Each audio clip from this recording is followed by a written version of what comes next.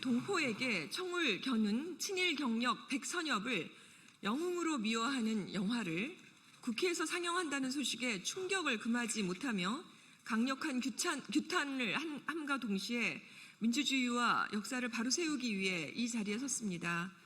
먼저 함께 회견에 참여하신 분들을 소개해 올리겠습니다. 조국혁신당 백선희 의원님, 조국혁신당 역사 바로 세우기 특별위원회 김감년 위원장이십니다.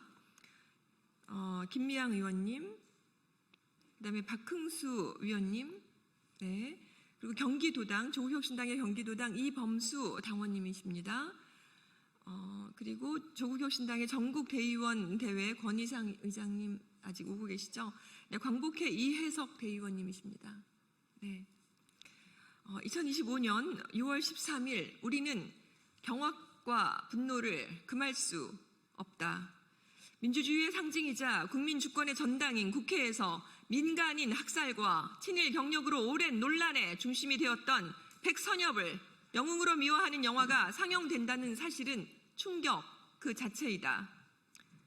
이 상영회를 주최한 정당은 헌법을 유린하고 계엄령이라는 이름으로 내란을 기도하다가 헌법재판소에 의해 파면된 윤석열 정권이 정당 국민의힘이다. 이 정당이 반성과 책임은커녕 민주주의가 승리한 이 시점에 다시 역사 왜곡과 독재의 향수를 불러일으키려 한다는 것은 단순한 과거 회귀가 아니라 의도된 퇴행이며 민주공화국에 대한 정면 도전이다.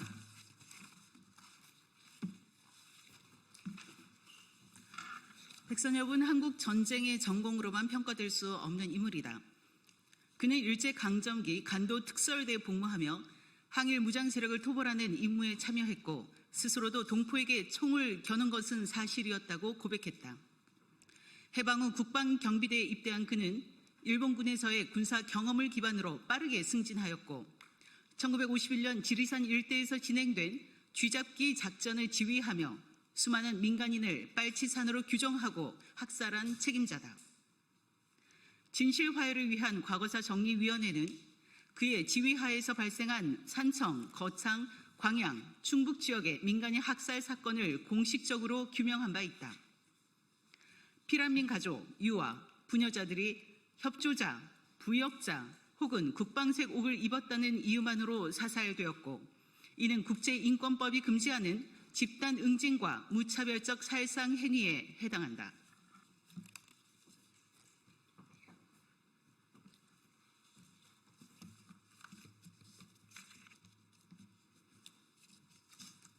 그럼에도 불구하고 백선엽은 자신의 회고록에서 다음과 같이 기술하였다.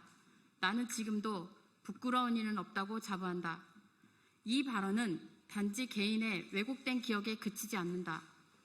반성과 책임을 회피하는 국가 권력의 오만한 태도이자 피해자의 존재를 지우려는 역사 지배의 지속을 상징하는 증언이다. 우리는 다음과 같이 묻는다. 민주주의를 유린하고 헌정을 파괴했던 자들이 파면된 이 시점에 국민의힘은 무엇을 기억하려는 것인가? 이제 민주주의는 더 이상 총구가 아니라 시민의 기억과 책임으로 지켜지는 것이다. 국가는 영웅담보다 먼저 진실과 희생 그리고 책임의 역사를 기억해야 한다. 백선엽을 미화하는 영화의 국회 상영은 단순한 기념행위가 아니다. 그것은 독재의 향수, 친일의 망령, 그리고 학살의 책임을 지우려는 정치적 기획이다. 이러한 시도가 국회의 문을 통과하도록 허용하는 것은 곧 국민주권의 부정이자 대한민국 헌법이 천명한 항일 독립의 역사와 민주항쟁의 정신을 정면으로 부정하는 것이다.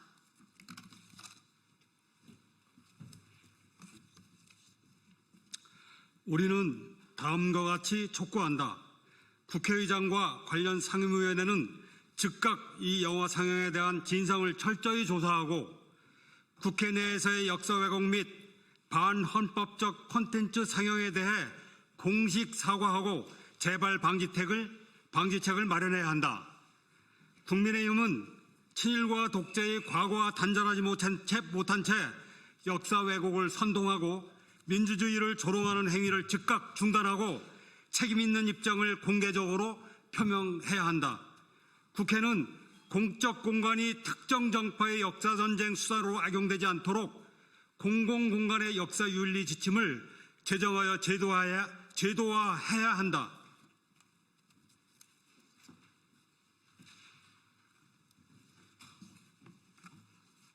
민주주의는 단지 체제의 이름이 아니라 우리가 지켜야 할 기업과 책임의 태도이다. 민주주의가 내란을 막았다. 죽은 자가 산 자를 구했다.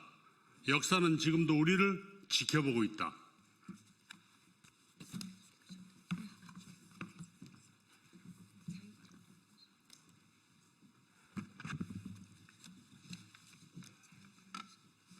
저는 작년 7월 광복회 독립영웅 아카데미 수강생들과 함께 독일에 다녀왔습니다. 그 여정은 단순한 기념사업이나 답사가 아니었습니다. 그것은 죽은 자들이 살아있는 이들의 어깨에 조용히 손을 얹는 순간들이었습니다. 우리는 베를린의 거리 곳곳에 박힌 작은 걸림돌 슈톨퍼슈타인 앞에 멈춰 섰습니다. 한 사람, 한 이름, 한 생을 기억하는 그 돌 하나 앞에서 우리는 말없이 고개를 숙였습니다. 거기에는 아무런 웅장한 기념비도 거대한 설명도 없었습니다. 그러나 거기에는 진심이, 책임이 다시는 되풀이하지 않겠다는 결의가 깃들어 있었습니다. 한강 작가는 소년이 온다에서 이렇게 썼습니다. 과거는 현재를 도왔다. 죽은 자가 산 자를 구했다. 그 구절이 머릿속을 떠나지 않습니다. 홀로코스트를 기억하는 독일의 모습에서 항일 투쟁기와 전쟁, 고문과 학살을 기억하지 않으려는 우리 사회의 현실이 겹쳐졌기 때문입니다. 백선엽을 영웅으로 찬양하는 영화가 오늘 국회에서 상영되는 현실, 친일 인사들이 버젓이 국가 주요 역사기관의 수장을 맡고 있는 현실, 윤석열 정부 3년 동안 우리가 마주한 기억의 왜곡과 역사적 후퇴는 단지 정치의 문제를 넘어서 한 사회가 자기 자신을 어떻게 규정하는가에 대한 근본적인 윤리의 문제입니다. 기억을 외면하는 사회는 정의를 말할 수 없습니다. 과거에 눈 감는 공동체는 미래를 만들 수 없습니다. 그래서 우리는 되묻습니다. 왜 기억해야 하는가?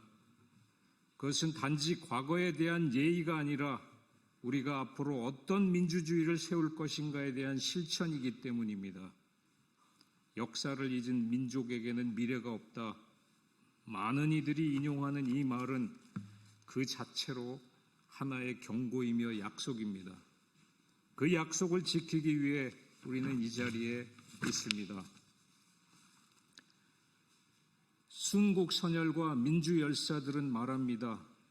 우리가 지켜낸 이 기억을 너희가 살아가야 할 정의로 만들라. 기억은 끝이 아니라 시작입니다. 기억은 단지 추모의 언어가 아니라 불의에 침묵하지 않겠다는 다짐이며 다음 세대에 부끄럽지 않게 살아가겠다는 약속입니다.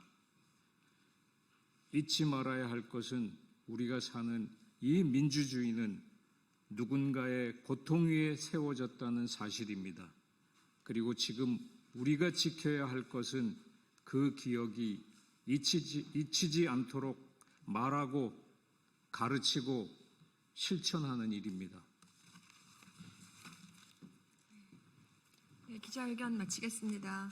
네, 혹시 질문 있으신 기자님들 여기서 배풀하겠습니다. 고맙습니다.